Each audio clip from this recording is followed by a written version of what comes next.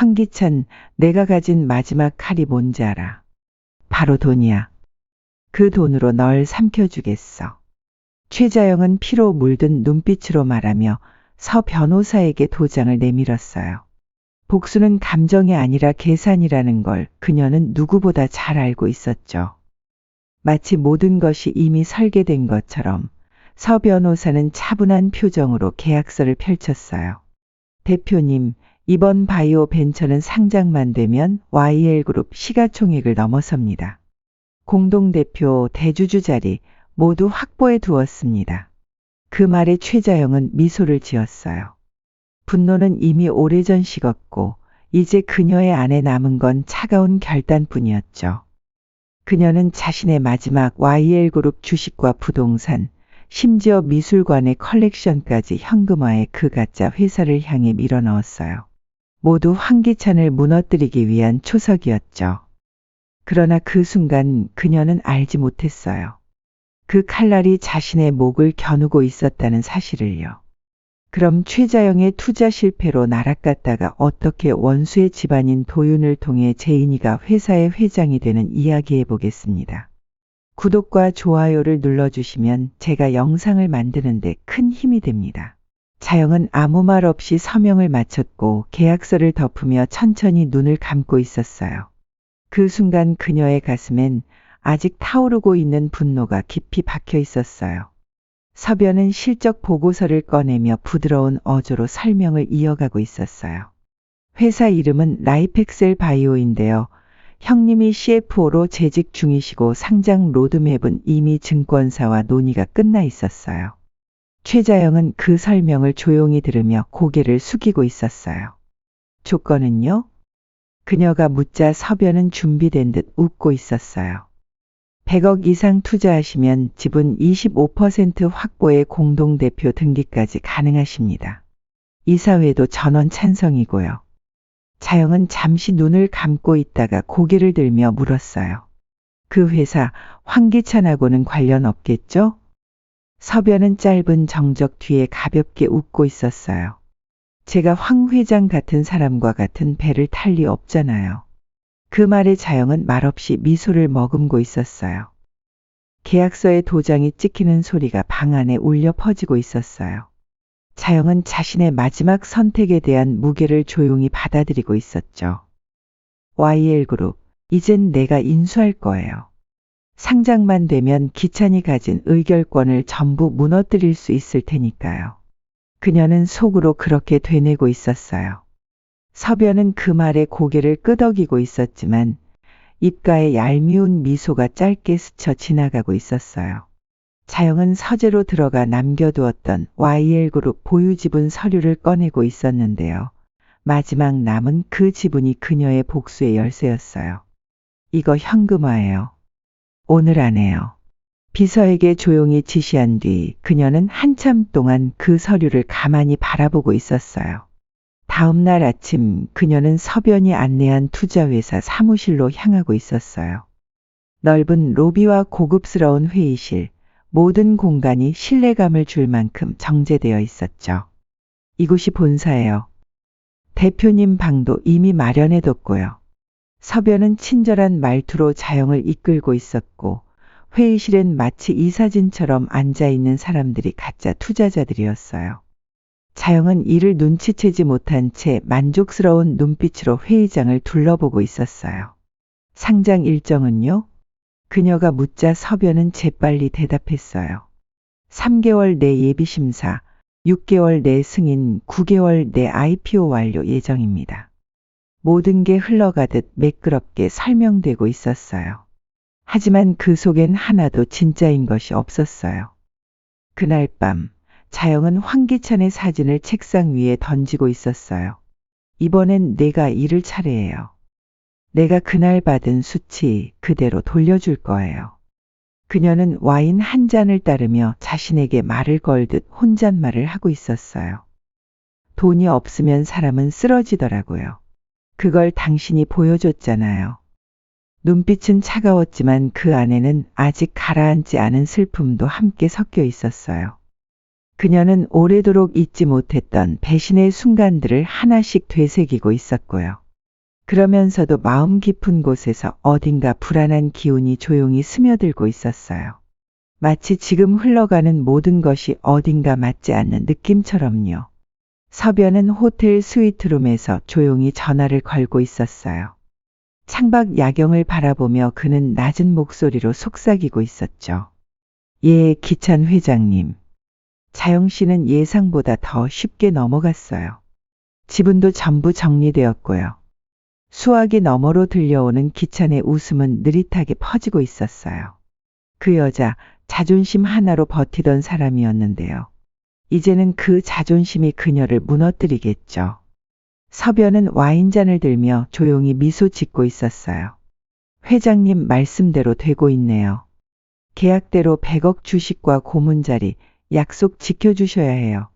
그 말에 기찬은 짧게 대답했어요. 금고에 다 준비해뒀어요. 서 변호사 수고 많았어요. 다음 날 자영은 투자금 입금 완료 통보를 받으며 홀로 회의실에 앉아 있었어요. 눈앞에 펼쳐진 회사의 자산운영 리포트를 바라보며 그녀는 무거운 숨을 쉬고 있었어요. 이제 시작이에요.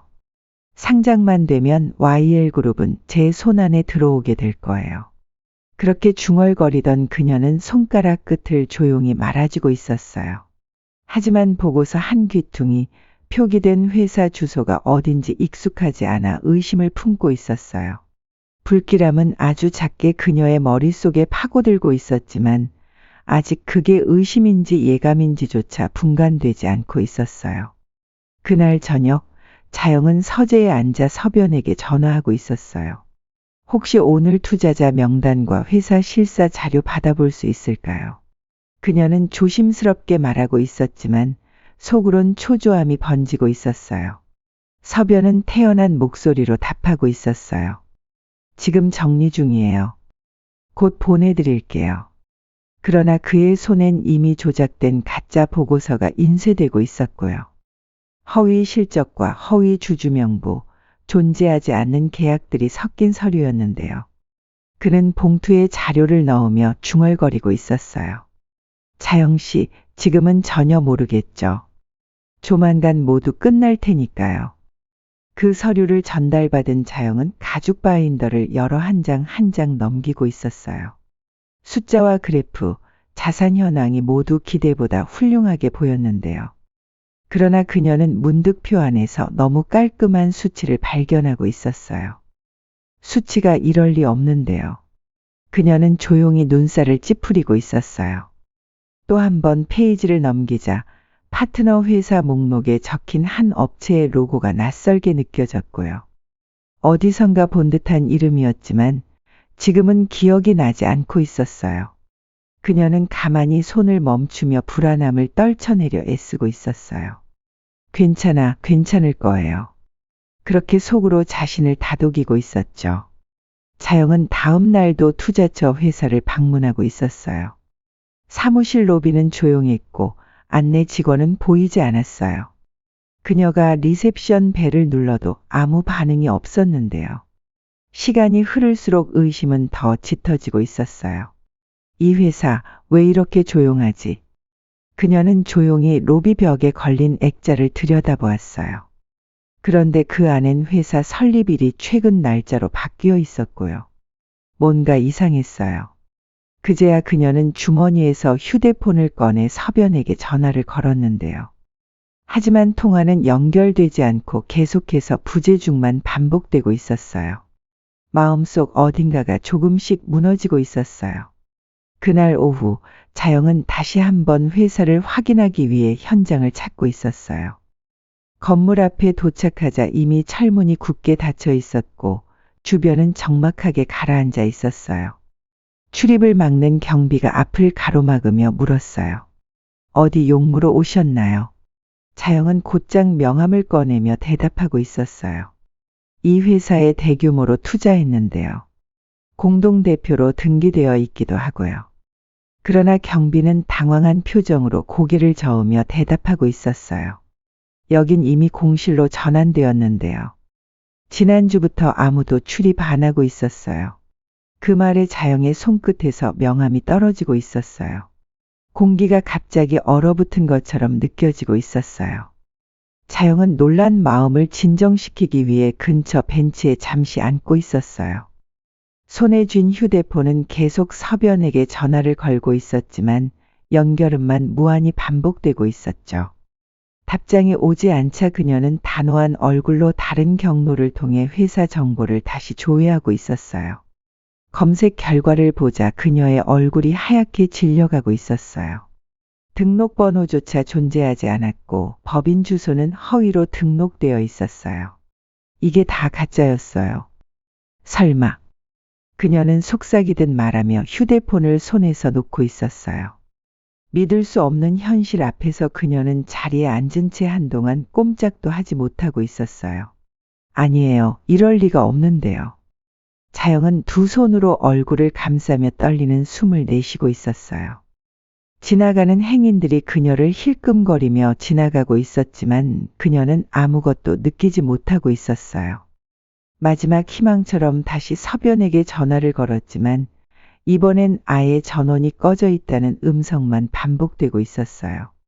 가슴 속 깊은 곳에서 아주 큰 것이 부서지는 소리가 들려오는 듯했어요.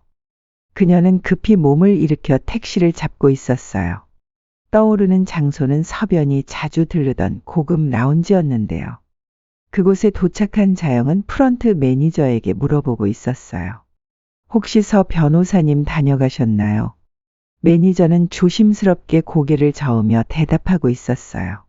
그분 이틀 전부터 안 오셨어요. 출국하셨다는 말도 들은 것 같은데요. 그 말을 들은 자영은 잠시 멍하니 서 있었고요. 손끝이 떨려오며 입술은 말라붙고 있었어요. 출국이라고요. 그녀는 겨우 한마디를 꺼내고 있었어요. 그 길로 그녀는 서변이 소속되어 있던 법무법인을 찾아가고 있었어요. 접수처 직원은 자영의 이름을 듣고 조용히 안내를 거절하고 있었어요. 죄송하지만 서우호 변호사님은 이번 주 초 퇴사 처리되셨습니다. 개인 일정은 저희도 알 수 없어요.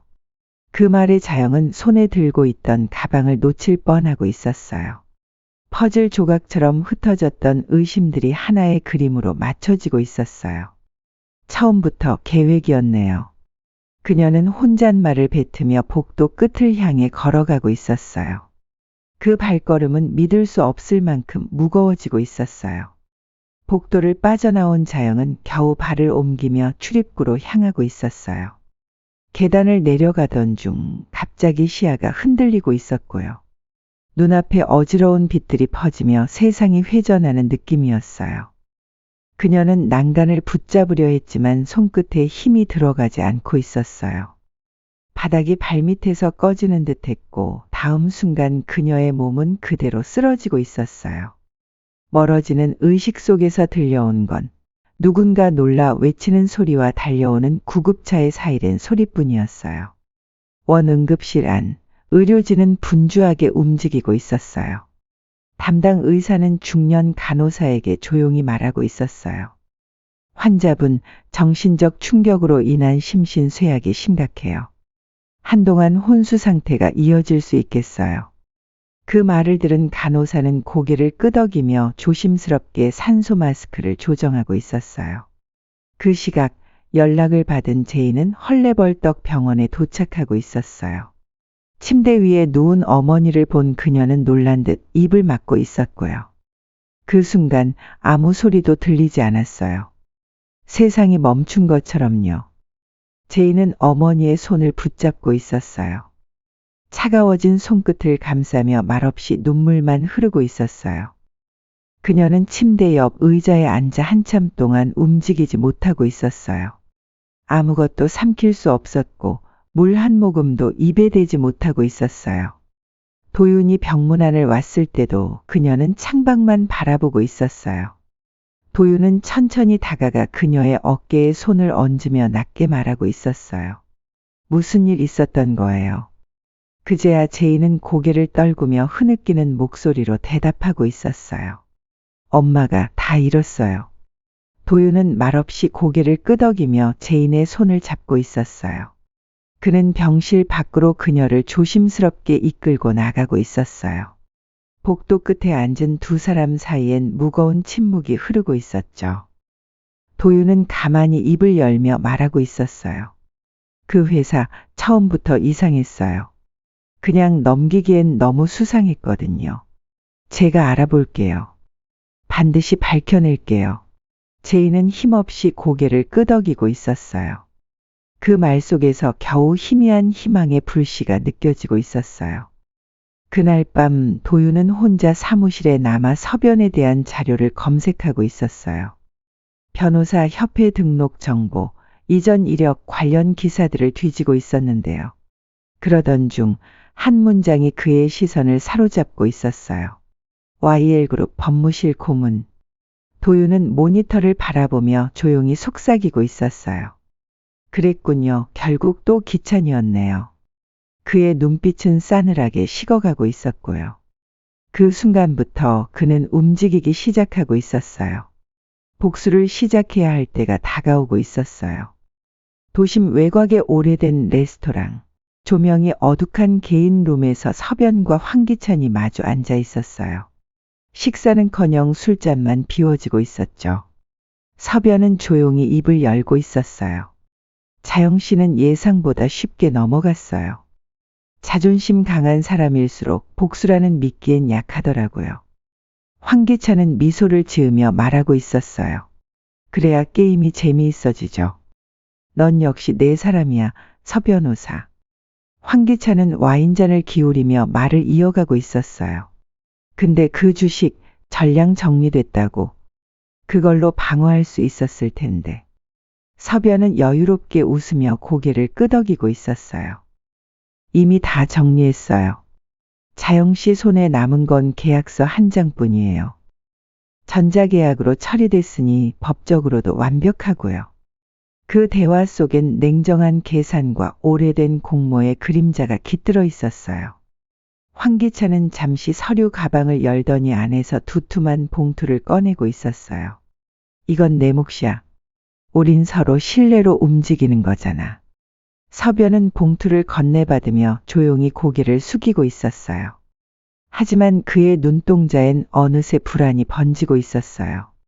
혹시라도 문제가 생기면 난 그 말을 막으려는 듯 황기찬이 손을 들며 말을 끊고 있었어요.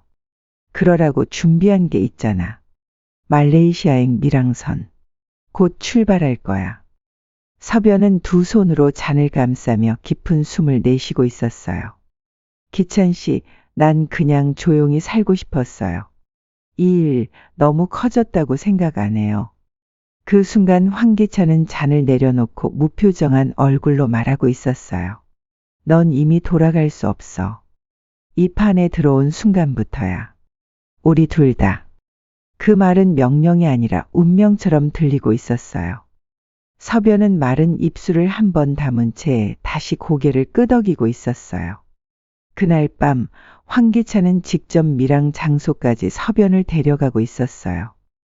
허름한 항구 창고 근처 검은색 SUV가 도착하고 있었고요. 차에서 내린 서변은 쌀쌀한 밤 공기에 몸을 떨고 있었어요. 여기서 며칠만 숨어. 여권은 위조했고 배는 새벽에 뜰 거야. 황기찬은 핸드폰을 꺼내며 말하고 있었어요. 어차피 자영은 지금 병원에 누워있잖아. 도윤이 그걸 캐봐야 증거는 없어. 넌 안전해. 그러나 서변은 불안한 기색을 지우지 못하고 있었어요. 황기찬은 쓴웃음을 지으며 어깨를 으쓱하고 있었어요. 그럼 어쩔 건데. 우리가 여기까지 오는데 몇 년 걸렸는지 알지? 날 의심하지 마. 그 말에 서변은 작게 숨을 삼키며 대답하고 있었어요. 의심하는 게 아니라 걱정되는 거예요. 우리 둘 다 끝까지 살아남을 수 있을지. 황기찬은 창밖을 내다보며 천천히 입을 열고 있었어요. 나는 살아남을 거야. 반드시? 넌 내 발목만 잡지 마. 그 순간 서변의 표정이 굳어지고 있었어요. 서로를 믿는 척하면서도 결국 자기만을 위한 방패로 쓰고 있다는 걸 서변은 알고 있었어요. 그러나 이미 늦었고 그는 빠져나갈 수 없었어요. 침묵은 오래가지 않았고 황기찬은 마지막 당부처럼 말하고 있었어요. 아무에게도 연락하지 마. 항구 근처의 창고 안 서변은 낡은 매트리스 위에 앉아 있었어요. 창밖은 어두웠고 바다 냄새가 코끝을 찌르고 있었어요. 불 꺼진 휴대폰을 바라보다 그는 중얼거리고 있었어요. 난 왜 여기까지 온 걸까? 그의 마음속엔 후회와 두려움이 엉켜 있었어요. 하지만 그와 동시에 그의 손끝은 어느새 주머니 속에 있던 작은 메모지를 만지작거리고 있었어요. 황기찬이 남긴 금고 주소가 적힌 메모였어요. YL그룹 본사 내 황기찬의 사무실에서도 불이 꺼지지 않고 있었어요. 그는 문서를 정리하며 투자의 자금 흐름을 다시 점검하고 있었어요. 이 정도면 안전하겠지. 자영은 끝났고 서변도 곧 사라질 거야. 혼잣말을 내뱉으며 웃던 그의 입꼬리는 서서히 올라가고 있었어요. 그러나 그 웃음 속엔 언제든지 배신자를 지울 수 있다는 냉혹한 결단이 배어 있었어요. 그 시각 서변은 불 꺼진 항구 창고 안에서 문득 고개를 들고 있었어요. 문 밖에서 미세한 인기척이 들리고 있었거든요. 그는 숨을 죽이고 귀를 기울이고 있었어요. 갑작스러운 공포가 다시 엄습해오고 있었고요. 혹시 황기찬이 자신을 제거하려는 건 아닐까? 그렇게 생각하는 순간 철문이 삐걱 열리고 있었어요. 서변은 몸을 움찔하며 뒷걸음질치고 있었고요. 그러나 어둠 속에서 나타난 인물은 뜻밖의 얼굴이었어요. 황기찬이 아니라 그곳에 나타난 사람은 도윤이었어요. 도윤은 서변의 도피를 미리 눈치채고 있었어요. 항구 근처에서 그의 차량을 발견한 그는 창고 주변을 몰래 탐색하고 있었어요. 늦은 밤이라 인기척은 거의 없었고 도윤은 어둠을 이용해 서변이 있는 창고로 조용히 접근하고 있었어요. 쇠문 옆에 귀를 대니 안에서 무언가 중얼거리는 소리가 들리고 있었어요. 그는 망설임 없이 문을 열고 안으로 들어갔고 갑작스레 맞닥뜨린 서변과 몸싸움이 벌어지고 있었어요. 두 사람은 창고 바닥에서 몇 번을 굴렀고 결국 도윤이 서변의 팔을 꺾어 제압하고 있었어요. 숨을 헐떡이던 도윤은 작은 주사기를 꺼내고 있었죠. 이건 특수 유도 약물이야. 거짓말을 할 수 없게 만들어. 진실만 말하게 될 거야. 서변은 저항했지만 이미 기력이 빠져 있었어요. 주사기가 들어간 직후 그의 눈동자는 초점을 잃어가고 있었어요. 도윤은 재빨리 질문을 던지고 있었어요.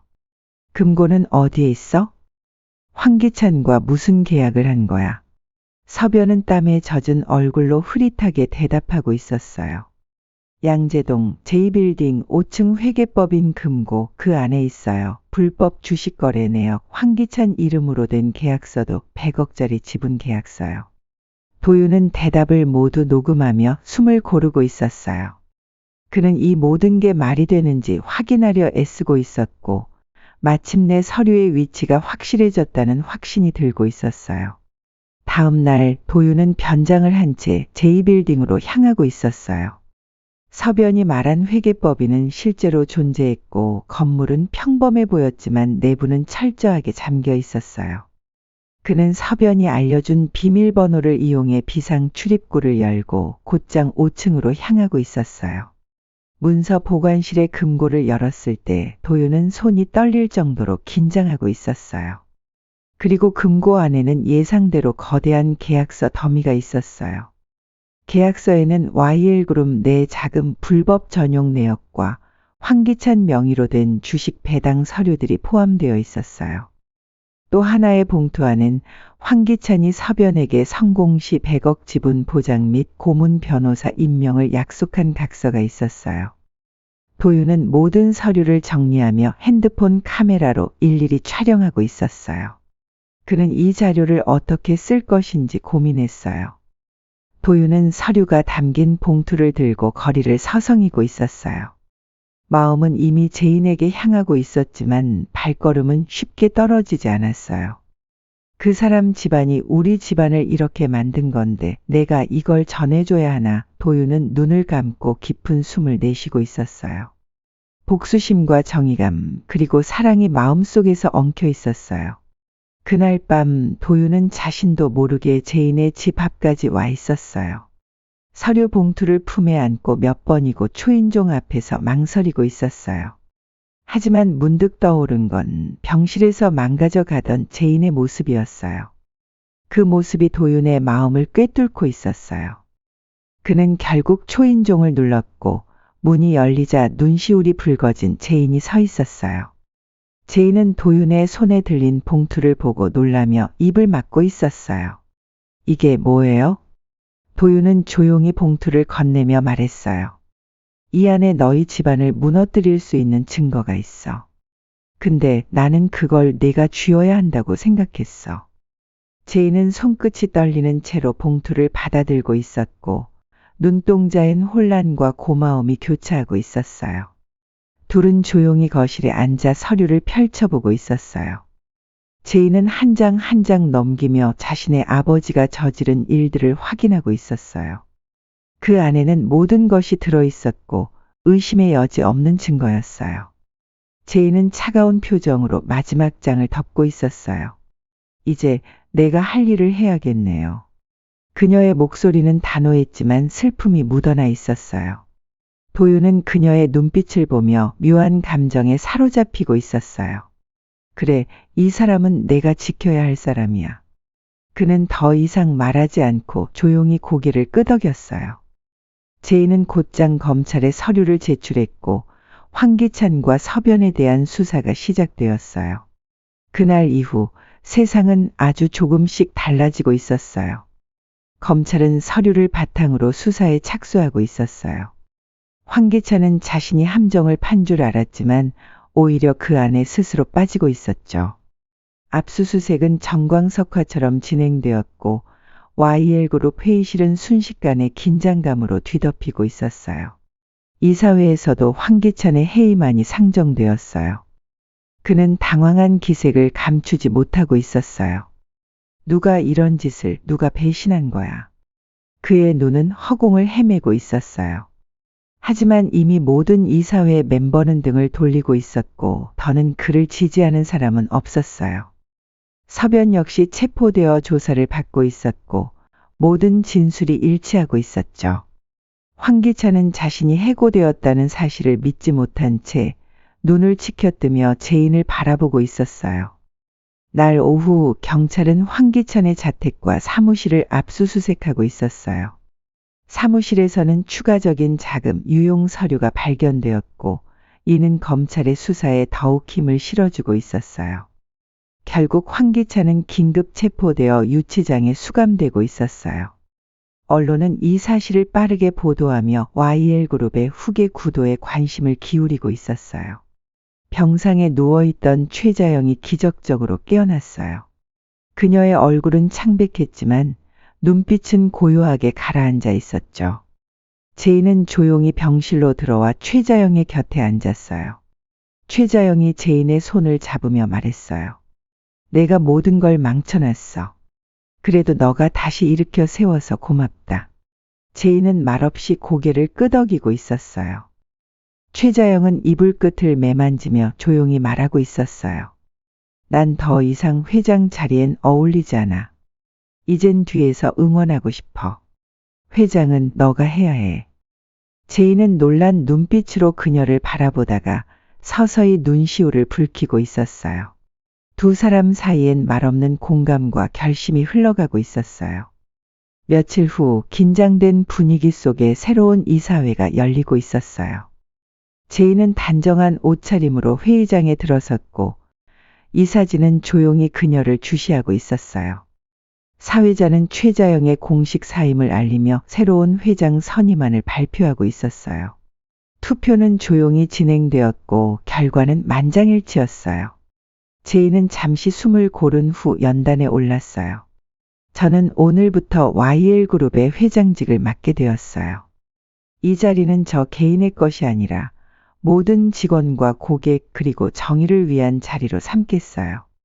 그녀의 말에는 단호함과 진심이 담겨 있었고 회의장은 박수로 가득 찼어요. 기자회견장에도 그녀의 모습은 담담하고 강인했어요. 제인은 기자들의 질문에 일일이 답하며 황기찬 사건의 경위를 투명하게 설명했어요. 우리는 누구도 법 위에 있지 않다는 것을 증명했어요. 앞으로 YL그룹은 더욱 깨끗하고 바른 길을 걷겠어요. 그녀의 선언은 대중에게 큰 반향을 불러일으켰어요. 그날 밤 도윤은 조용히 회사 건물을 바라보고 있었어요.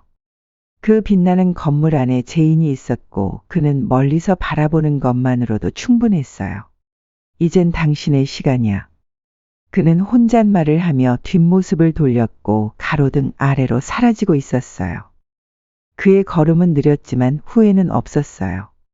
그로부터 한 달 후 YL그룹은 다시 일어섰고 새로운 경영체제 아래 안정적으로 운영되고 있었어요.